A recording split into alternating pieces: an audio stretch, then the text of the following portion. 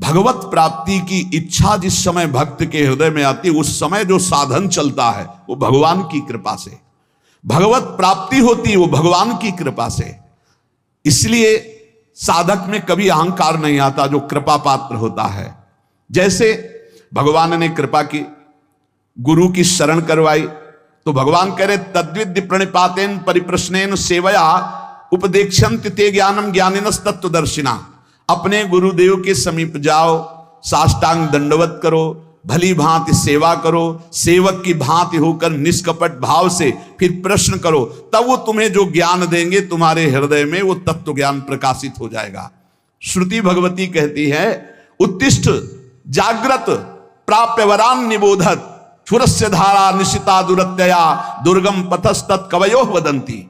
श्रुति वेद कहते हैं उठो ऐ जीव, जागो और महान पुरुषों की खोज करो और महापुरुषों के समीप जाकर उनके चरणों की वंदना सेवा करके उनसे ज्ञान प्राप्त करो। ये मार्ग छुरे की धारा के समान है, गिरते हुए देर नहीं लगती, केवल उनकी आज्ञा पर चलना नहीं गिर जाओगे। छुरे की धारा बहुत पतला मार्ग, छुरस्य धारा निशिता दुरत्यया दुर्गम पथस्तत् कवयो वदंती। ये छुरे की धार के समान ये ज्ञान का मार्ग भगवत मार्ग है। जैसा ज्ञानी गुरुदेव कह रहे हैं ठीक वैसे ही मार्ग पे चलोगे, कभी गिरोगे नहीं। भगवत प्राप्ति में अपना पुरुषार्थ मानने के कारण अहंकार रूपी दोष आ जाता है और अहंकार दोष उत्पन्न होने के कारण कभी भी भगवत प्राप्ति नहीं होती। वो भीषण संकटों में फंसता चला जाता है, काम क्रोध लोभ मोह मद मत्सर अहंकार। जो साधक भगवत प्राप्ति के मार्ग में अपना बल रखता है भ्रष्ट हो जाएगा। अहंकार के नाश के लिए फिर भगवान विपत्ति संकट बड़ी बड़ी अपमानजनक वृत्तियां भेजते हैं उसके सामने। अब देख, ये भगवान की विशेष कृपा साधक के ऊपर होती है कि जब वो गर्व करता है तो भगवान उसके सामने विपत्ति संकट और अपमान भेजते हैं। केनोपनिषद में एक कथा आती है कि देवराजेंद्र दैत्यों से विजय प्राप्त करके बड़ा उत्साह नाच गाना मना रहे थे और सब गरज रहे थे देवता। भगवान ने देखा कि रे मेरे बल से बलवान होकर के ये विजय प्राप्त किए और अहंकार स्वयं कर रहे। केनोपनिषद में है ये कथा। तो भगवान एक विशाल यक्ष के रूप में प्रकट होते, ऐसे सभा में नृत्यगान हो रहा था दूर से, इतना विशाल आकर्षणकारी रूप। देवराजेंद्र ने कहा कौन सभा में जाके परिचय लाएगा, ये कौन बहुत दूर बलवान खड़ा है।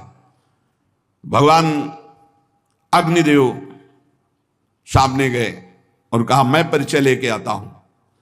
सामने गए, कहा तुम यक्ष कौन हो, ऐसा यक्ष तो हमने कभी नहीं देखा। तो उनका पहले परिचय बताओ, तो तुम परिचय जानने आए हो हमारा, तुम कौन हो। तो उनका मेरा परिचय तुम जानते ही होगे, मुझे अग्नि देवता कहते हैं, मैं अपार बलशाली हूं। अच्छा क्या कर सकते हो तुम? पूरे त्रिभुवन को सूखे उपले की तरह भस्म कर सकता हूं। अच्छा ऐसा, एक तिनका डाला और कहा भस्म करके दिखाओ। पूरी ताकत लगा दी, दाहिका शक्ति भगवान ने खींच ली तो अग्निदेव जला ही नहीं पाए, सर नीचा किया और चले गए। देवराजेंद्र ने पूछा कौन, बोले असमर्थ हूं मैं उनके परिचय को जानने का।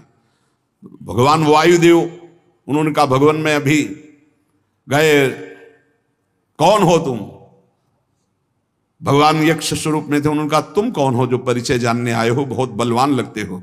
बोले हाँ मैं महाबल हूं, समस्त प्राणियों का पोषण करता हूं, अनंत ब्रह्मांडों को तिनके की तरह उड़ा सकता हूं। अच्छा ये तिनका है, इसको उड़ा दो। पूरी ताकत लगा दी, वायु देवता तिनका भी नहीं उड़ा पाए। देवराजेंद्र के पास गए, बोले असमर्थ हूं मैं, किसी भी देवता की कोई सामर्थ्य नहीं। जब देवराज उठे तो अंतर ध्यान हो गए यक्ष भगवान, और वहां भगवती अंबा त्रिपुर सुंदरी प्रकट हुई, ज्ञान समुद्र। और उन्होंने कहा तुम्हारा इतना गर्व बड़ा हुआ कि तुम संभाषण भी नहीं कर सकते थे। वो साक्षात श्री भगवान थे, समझ पाए तुम्हारे इन देवताओं में और तुम में कोई सामर्थ्य नहीं, भगवान की सामर्थ्य थे, तुम सामर्थ्यवान होकर विजय प्राप्त की हो, इसलिए गर्व मत करो, तुम में कोई सामर्थ्य नहीं है। ऐसा अंबा जी ने उपदेश किया। इसलिए साधक में जो परमार्थ की सामर्थ्य आती है वो भगवत प्रदत्त आती है। वो जो प्रयत्न आता है साधना में वो भगवान की कृपा से आता है। अगर अहंकार कर ले तो विघ्न पड़ जाएगा साधना में। और जब भगवान देखते हैं कि साधक को अहंकार हुआ तो उसकी पिटाई करवाते हैं। काम क्रोध लोभ मोह मद मत्सर को छूट दे दी। देख फिर वो पुकारता है हाथ त्राहिमाम प्रभु बचाओ, तो फिर भगवान आकर के उसे बचा लेते हैं। और जब उसको ये पता चल जाता मैं असमर्थ